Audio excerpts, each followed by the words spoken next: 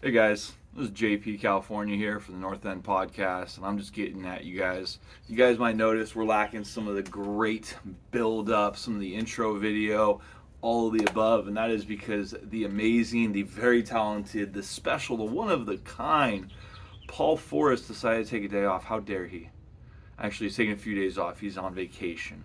And you know what?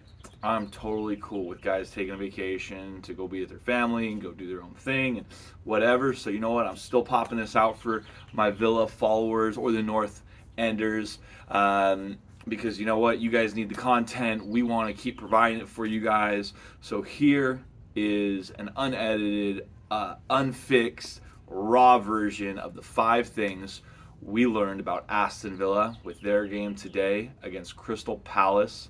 Uh, End of the 2022 season. Villa got 2 more games to go after this, and the game against Crystal Palace today was started with a huge fan buzz. The stadium seemed to be lit up for the 40th anniversary of our great European achievement, being the champions of Europe. With that said, we still had a game to do, and it led all to a 1-1 draw. But I still think there's a lot to take out of that game. So let's look at our 5 things. One thing, number one, consistent lineup. The last 2 games against Liverpool and against Crystal Palace today, we saw the exact same lineups. We saw Dougie in a number 8 position, which I really enjoyed, and we'll get to that in a little bit. We saw Marvelous Nakamba returning, getting more and more minutes in the number 6. He's doing well, but his passes are still going awry. But the big thing for me was this consistent setup, this consistent formation, this consistent lineup allowed players to possession better, grow, understand, just kind of get more fluid with each other. And it was clearly visible with the type of possession where we had. It was really awesome to see players like Coutinho, Marvelous Nakamba, McGinn, and just Dougie keep the ball and possess the ball and allow the rest of the team to get up the field. And I only think that's possible with a little bit of know-how and understanding of your teammates and the system and how things are working. And so the continuality of this kind of a 4-4-2 diamond shape is really helping Villa, and then popping out the same lineup twice in a row I think really does well. Now a lot of people were calling for Buendia, myself included, but we have to acknowledge there is benefits to continuing to play Philip Coutinho. A, he could come into form, and B, it gives that consistency. So I think that first one is kind of giving us a little show. I think it's clear that Steven Gerrard favors Philip Coutinho over Buendia, but I still think there's a lot to go about with the consistency. Number 2, and I apologize, my little reminder sheet just fell. Outside perfection. Our outside defenders were so good in this game. Luke Dean and Matty Cash were just exquisite, impeccable. It was beautiful to watch. Matt Cash's defense against players like Wilfred Zaha and Conor Gallagher was so on top. I mean, he was just a pit bull. It was great. I mean, Wilfred Zaha didn't even complain against Matty Cash because I think he knew that Matty Cash just continued to get the better of him. You saw Wilfred Zaha just like flop around and cry about John McGinn and everybody else, but he didn't cry about Matty Cash. And that's just because Matty Cash just outworked him, he out-hustled him, and his defense was just top-notch. And it's been top-notch for a series of weeks now, maybe even months. On the other side, Luka Dean was the man who put in the assist for the cross, for the goal. He is the man who had a crazy shot from like 35 yards out that dipped and moved and really had to lead to a spectacular save. He was getting up and down the field. He was assisting with Philip Coutinho and moving the ball and keeping possession. And he was so much of the offense for us. It was great to see.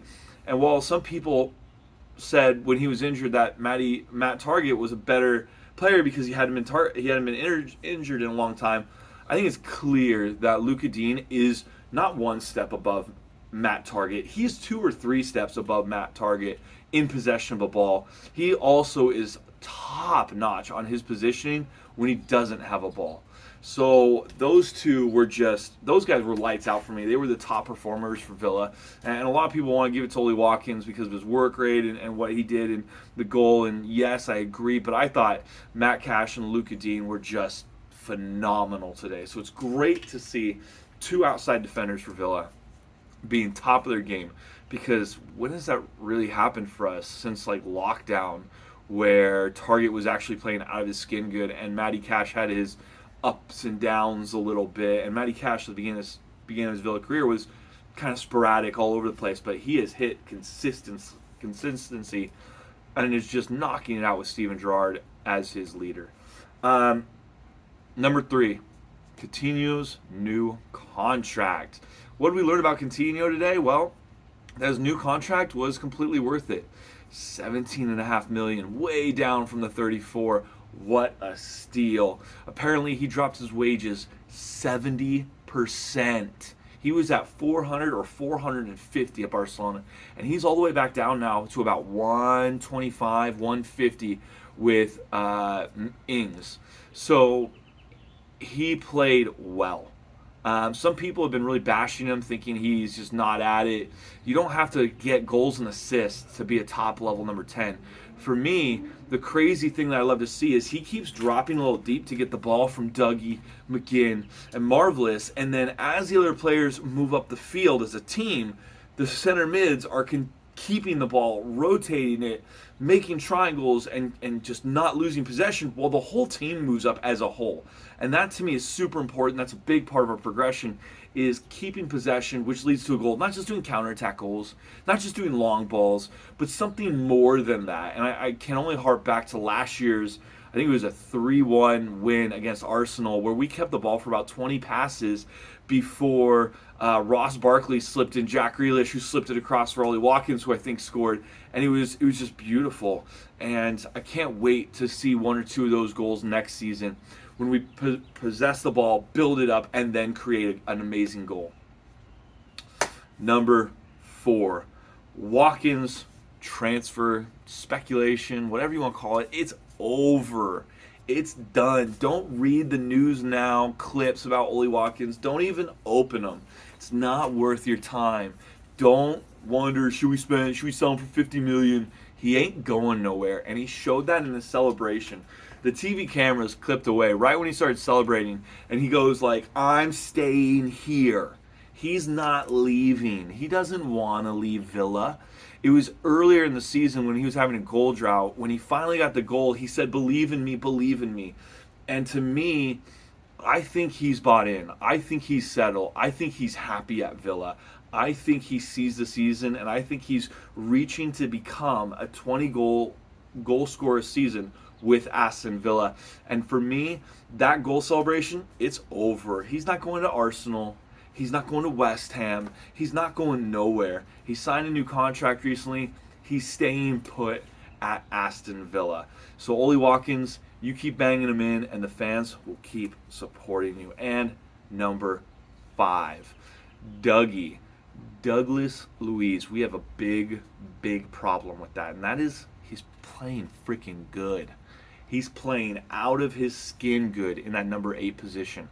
I really enjoy it. He's using his defensive capabilities higher up the field to hold people in. His pass percentage is still staying high while moving higher up the field. He's linking combos with Buendia and Coutinho. He's keeping the ball. He plays little 1-2s with Luka Dean and Matty Cash. He's just, right now, he's our best number 8. He's better than John McGinn at number 8, and he has been for the last 2 games. He's so good. He's so young. He's a Olympic gold medalist, and he's entering into the final year of his contract in this summer. We have a big problem. He's better than Jacob Ramsey, and he knows it, and he's willing to wait it out. So we have 3 options, really. We let him see out his contract, and he leaves on a free. Terrible idea. We sell him this summer, maybe make 25 to 30 million on him, I think Man City would come back for him. I think he's totally their type of player. I think he's a perfect player for Liverpool. I could see him going to Arsenal. I could see him at those three teams. I could see him going to Spain, to an Atletico. I just think he has something about him. I could see him going to Italy and tearing it up. Or we pay him. We pay him what he wants, and we play him in the number 8. We gotta stop playing him in the 6. The last 2 games, as soon as we put him into the number 6, the other teams get hold of the game, and we've conceded a goal within 10 minutes each time of him moving back to number 6. Now, I'm not saying it's his fault. I'm saying that when he moves out of the 8, we lose something. And that's a decision the coaching staff makes, because he used to play number 6 for us regularly, and he was decent at it. The problem is the transition from having him in the 8 to having him in the 6 is really losing us possession of the ball. It's losing us something special. So for me, I think we need to keep him. Him, John McGinn, Jacob Ramsey, that's a solid 3 players at the number 8 position. Maybe add someone like a Chukwuemeka, maybe add someone like an Aaron Ramsey, Jacob's little brother, maybe find someone in the youth academy who can also step up, or find another Sanson type player. But those 3 have to be it. And we can't let Dougie go. That's a huge loss for us. So, and I've been saying this for a while now, we got to figure that out. I'm worried. I think we're going to have to sell him because he hasn't signed yet. We've probably offered him quite a few different types of contracts.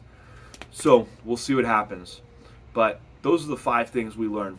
Number 1, consistency. Gerard kind of likes to go 2 or 3, 4 games with a consistent lineup to allow players to get into the rhythm with each other. Number 2, outside perfection. Man, Luka Dean and Matty Cash were unreal today.